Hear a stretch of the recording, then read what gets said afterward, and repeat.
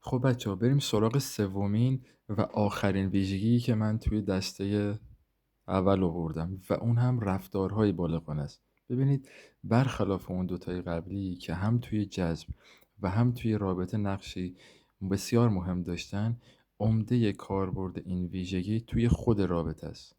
شاید توی دوران جذب به اون صورت کارایی نداشته باشه، هرچند که اونجا هم میتونه بعضن اگه رفتارهای نابالغانه از خودت نشون بدی باعث سردی و زدگی بشه، ولی باز هم عمده کاربردش توی رابطه است که اگر تو بلد نباشی که چطور در طول رابطه رفتارهای بالغانه از خودت نشون بدی، احتمالاً اون رابطه به جایی نخواهد رسید. برای مثال، اگر ندونی چطور باید تعارضات، دعواها و مشکلات رو هندل بکنی، یا ندونی کجا باید چه واکنشی نشون بدی. برای مثال میبینی زنت داره تو رو با یه مرد دیگه مقایسه میکنه، اینجا رفتار بالغانه چیه؟ یا برای مثال وقتی عصبانیه، رفتار بالغانه چیه؟ چطور باید رفتار کرد؟ یا برعکس، اون اشتباهی کرده، چطور باید اونو متوجه رفتارش بکنیم بدون اینکه از موضع ضعف باشه یا بخوای بچه بازی در بیاری، یا مثلا تو خیابون داری با طرف راه میری یا یکی میاد یه تیکه میندازه. اینجا رفتار بالغانه چیه؟ میبینید، اینها بسیار مهمه که اگر شما نتونید تو این موقعیت‌های حساس مثل یک فرد بالغ رفتار بکنید، به احتمال زیاد رابطه‌ای که با هزار تا بدبختی تونستید جذب و انجام بدین به هیچ جا نمیرسه و همونجا سرد میشه و اون دختر احتمالاً از تو جدا میشه. بسیار این مهمه و از این رو من توی دسته اول اینو آوردم. پس چی شد؟ سه تا ویژگی بسیار مهم که در دسته اول قرار میگیرن، یعنی دسته از ویژگی ها که اونقدر مهمن که اگه نباشن عملا نمیشه انتظار جذب و رابطه رو داشت. این ستان: یک، اعتماد به نفس. دو، انرژی مردانه، کیفیت‌های مردانه. و سومی، رفتارهای بالغانه است. این سه تا توی دسته اول قرار میگیرن. اما دسته دوم از ویژگی ها، اون دسته از ویژگی هایی که بسیار مهمن، اما اولا یه لول اهمیتشون از دسته اول کمتره، و دوما اینکه اون ویژگی ها اگر تو یکی دو تاش یک سری خلاها داشته باشید قابل چشم پوشیه و باعث نمیشه کلا نتونی یه رابطه رو هندل بکنی یا اصلا نتونی رابطه ایجاد بکنی، هرچند که باید اینها رو تا حد امکان تقویت بکنید و هر چقدر بتونید این ویژگی ها رو که توی دسته دوم هستن رو بیشتر در خودتون تقویت بکنید و زنده بکنید، احتمال اینکه بتونید با دختری جذاب تر باشید بالاتر میره. اوکی؟ پس باید این ویژگی ها رو تا حد امکان در خودتون تقویت بکنید. اما اولین ویژگی که توی دسته دوم قرار میگیره بدون شک ظاهره. بچه‌ها شوخیش هم با من نکنید، بسیار مهمه.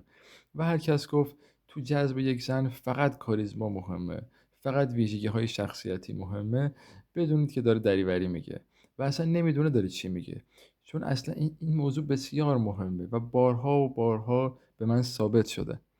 اما خب پس اگه اینقدر مهمه چرا تو دسته اول نیاوردین؟ ببینید، من خیلی فکر کردم و به این نتیجه رسیدم ظاهر رو دو بخش بکنیم.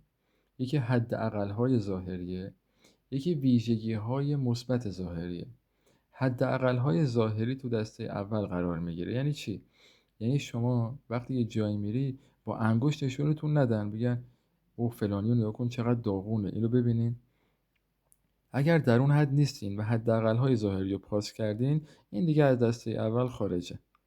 چرا که اگر شما حداقل‌های ظاهری هم نداشته باشید، مثلا اونقدری ظاهرتون مشکل عجیب غریبی نداشته باشه که هر جا میرید شما رو با دستشون بدن، به شما یه جور دیگه نگاه بکنن، این جزء دسته اوله. و اگر نباشه بسیار مشکل ایجاد میکنه. هرچند که من راجع به اینم بهتون راهکار خواهم داد. اما من میگم 1% بچه ها هم مشکل رو ندارن، 99% دیگه لااقل حداقل های ظاهری رو دارن. پس جزو دسته اول قرار نمیگیره و میمونه دسته دوم. اینکه باید ظاهر رو تا حد امکان ارتقا بدین و بهبود بدین. پس اون بخشی از ظاهر که مربوط به حداقل ها میشد، این که مثلا یه جا میرید شما رو با انگشت نشون ندن، این میشه جزو واجبات. ولی از اونجایی که اکثرا اینطور نیستید و به هر حال یه ظاهر نرمالی دارین، میتونید یک رابطه رو داشته باشید ولی اینکه تا جای ممکن روی ظاهر و ویژگی‌های ظاهریتون کار بکنید، این درسته واجب نیست اما مستحبه و باعث میشه که بتونید اون دختری رو که جذب میکنید جذابیت بالاتری داشته باشه. اوکی؟ و اینو شما میبینید وقتی نکات مربوط به ظاهر رو به شما بگم، همین که روی اونا کار میکنید میبینید که سطح دخترایی که میتونید جذب کنید واقعا بالاتر میره، مشهوده. ببینید وقتی من میگم ظاهر بعدش برسید، نه بعد این تصور ایجاد بشه که خب الان همه باید برد پیت باشن. نه، منظور از رسیدن یعنی یک سری کارهای نرمال. برای مثال تناسب اندام خودتون رو حفظ بکنید. این نباشه که خیلی چاق باشید یا خیلی لاغر باشید، چرا که قد دست خود ما نیست، اما تناسب اندام دیگه دست خودمونه. برای مثال اگر قدتون 165 نشینید بگید من قدم کوتاهه، به جاش رو اندامتون کار بکنید. و بچه ها اگر اندامتون متناسب بشه و اگر حجم بگیرید، قدتون بسیار کمتر به چشم میاد و بسیار بلندتر جلوه میکنید. اینا کارهایی که دست خودتونه و میتونید انجام بدین. پس وقتی میگم ظاهر، منظور تناسب اندامه، نه سیکس پک داشتن، نه برد پیت بودن. برای مثال اگر ابروهاتون به هم پیوسته است، خب اون پیوستگی رو بردار. اگر وسط موهاتون سکه ریخته، یا بکارید یا پروتز بکنید، یا کاری بکنید. اینا که دیگه دست خودتونه، نذارید به اون شکل باقی بمونه که بسیاری از فرصت‌های شما رو از دستتون در میاره. میدونم خیلی ساده تره، از نظر بیزینسی هم خیلی برای من بهتره که بگم برای یک مرد فقط ویژگی‌های شخصیتی مهمه و اصلا ظاهر مهم نیست، که شما رو راحت کنم که برید رو اونا کار کنید. نه، اینا هم مهمه و باید تا حد امکان اینا رو هم بهبود بدیم. چی شد؟ تناسب اندام. اگر ابروتون پیوسته است، اون پیوستگی رو بردارین. به ریشاتون برسید، همیشه آنکاز بکنید. موهاتون همینطور. حالا اینکه چه مدل مویی، چه مدل ریشی به کی میاد، تو فصل مربوطه مفصل اینا رو توضیح میدم. اما تا حد امکان برای مثال اگر موهاتون ریخته، پروتز بکنید یا برید بکارید. این کارها رو بکنید بچه‌ها. و اگر این کارها رو بکنید، جدای اینکه اعتماد به نفس خودتون بسیار بالاتر میره، دستتون تو انتخاب دخترهایی که میتونید در واقع داشته باشید و جذب کنید هم بسیار بازتر میشه. پس چرا بخوایم به حداقل راضی باشیم وقتی میتونیم با یه سری کارهای ساده که اونقدر هم نه هزینه‌های عجیب غریبی دارن، نه خیلی طاقت فرسا هستن، میتونیم ظاهرمون رو تا حد امکان بهبود بدیم و افرادی که به خودمون جذب میکنیم افراد با کیفیت‌تر و جذابتری باشن. خب چرا که نه؟ بچه‌ها تنبلی نکنید، اینو حسابی کار بکنید و نتیجهشو خودتون میبینید.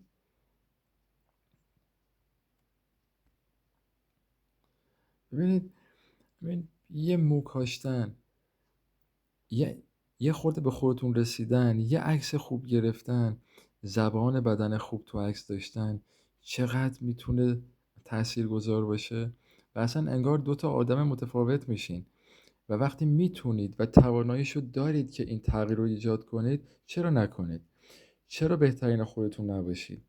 البته بچه ها نمیخوام دوچار وسواس یا کمالگرایی بشین تو این قضیه. چرا؟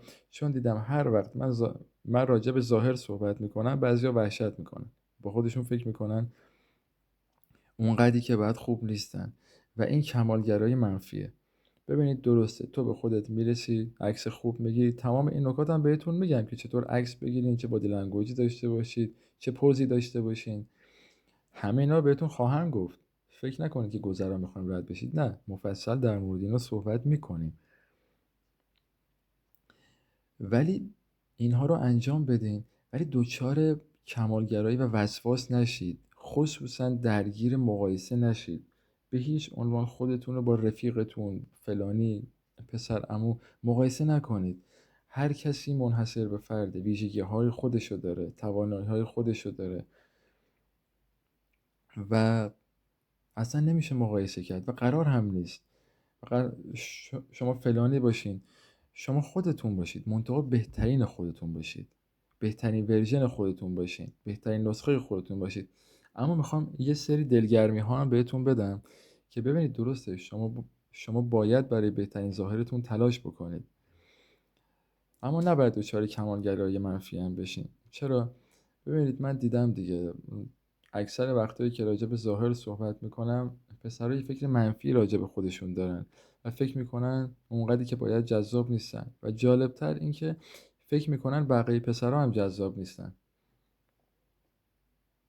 من امتحان کردم، یه عکس پسر گذاشتم، عموم پسرها گفتن این چیه، سگ به این پا میده، این به درد نمیخوره. در صورتی که وقتی از دخترها پرسیدم اکثر دخترها اوکی بودن، میگفتن اوکی ظاهرش. و اونجا بود که به این نتیجه رسیدم که پسرها اکثریتشون نه خودشون رو جذاب میدونن نه سایر پسرها رو اونقدی خوب میدونن که لایق بودن با دختری باشن. در صورتی که همون پسر رو اگر از دخترها راجع به ظاهرش سوال بپرسی خیلی نظر مثبت تری دارن. این هم دوباره ممکنه به مشکلات ما پسرها مربوط باشه که چرا که از اول نه تنها از جنس مخالف تعریف نشنیدیم، بلکه تو جمع رفیقامونم به بهونه راحت بودن و اینا مسخره شدیم. اونی که قدش کوتاه بوده بهش گفتن 3 سانتی، اونی که بلند بوده بهش میگفتن نمیدونم نردبون. بین رفیقامون هست دیگه، محمد کله، حسن زامبی. اینا رو به هم میگیم و متوجه نیستیم که چقدر میتونه توی ناخودآگاه اون فرد اثر بدی داشته باشه و خودش دیگه جذاب ندونه. در صورتی که دخترها، حتی اون دختری که نمره ظاهرش 2 و 3 هم نیست، از سمت پسرها کلی تعریف میشنوه، هیچ از سمت رفیقاش هم دائم به عنوان ملکه و پرنسس و فرشته و زیبا و خوشگل و اینا صدا میشه. و این میشه که میبینی یه دختر که مثلا بین دخترها کاملا معمولی، حتی معمولی رو به پایین، اعتماد به نفس بسیار بیشتری نسبت به یه پسری داره که در بین پسرها معمولیه. پس اولین مسئله‌ای که کمکتون میکنه دچار کمالگرایی منفی نشید اینه که بدونید عموم زنها پسرها رو از چیزی که خودشون تصور میکنن بسیار جذابتر میبینن. و این خب خودش یه دلگرمیه که خب درسته به ظاهرتون میرسید که بهترین خودتون باشید، اما همچنان دچار کمالگرایی منفی نمیشید.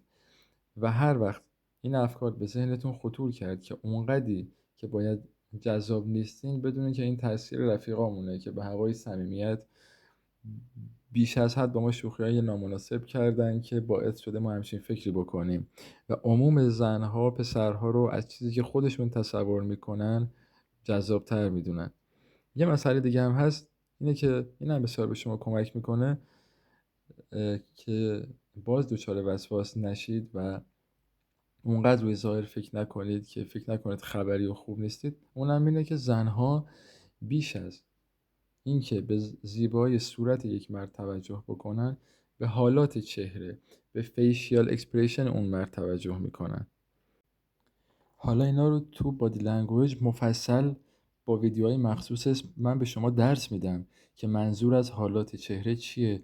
ولی در کل چیزی که برای اینجا میخوام بدونین اینه که برای یک زن حالات صورت یک مرد از زیبایی صورت یک مرد مهمتره. حالات بدن یا همون زبان بدن از خود اون بدن مهمتره. هرچند که میگم باید به هر حال یه تناسب نسبی بدنتون داشته باشه، اندامتون، ولی همچنان چیزی که در نظر یک زن از خود اندام مهمتره زبان بدنه که اون هم مفصل بهتون درس میدم و بچه ها اون رو انجام بدین و خصوصا تو عکساتون رعایت بکنید. اصلا یه وایب عجیب و غریبی به عکساتون میده که یک دختر وقتی حتی تو فضای مجازی اون عکس‌ها رو ببینه اون وایب قدرت رو ازش حس میکنه. و خلاصه بخوام بگم درسته رو ظاهر تلاش میکنید تا حد ممکن بهبودش میدین، اما هر جا دچار کمالگرایی منفی شدین، دچار این وسواس شدین که اونقدر خوب نیستین، کافی همین دوتا نکته که گفتم رو به یاد بیارین تا دوباره حالتون بهتر بشه و برگردید به بازی. البته شاید درست نباشه اینو بگم، اما اینم دوباره خودش بعضا به خود من کمک کرده. وقتایی که بعضا پیش اومده اعتماد به نفسم پایین اومده، اینکه پاشید برید یکی از مراکز بزرگ شهرتون و هر موقع احساس کردین اونقدری که باید خوب نیستین، ببینید واقعا دختره کنار چه پسرایی هن. اینم بسیار میتونه بهتون کمک بکنه که همون پسرایی که فکر میکنین مثل خود ما جذاب نیستن یا حتی از ما پایین ترن، بعضا ببینید کنار یه دختر اوکی هن. چرا؟ چون بازم میگم از نظر زنها بسیاری از پسرها جذابتر از اون چیزی هستن که خودشون فکر میکنن یا راجع به بقیه پسرها فکر میکنن. اوکی، این رو هم در نظر داشته باشید.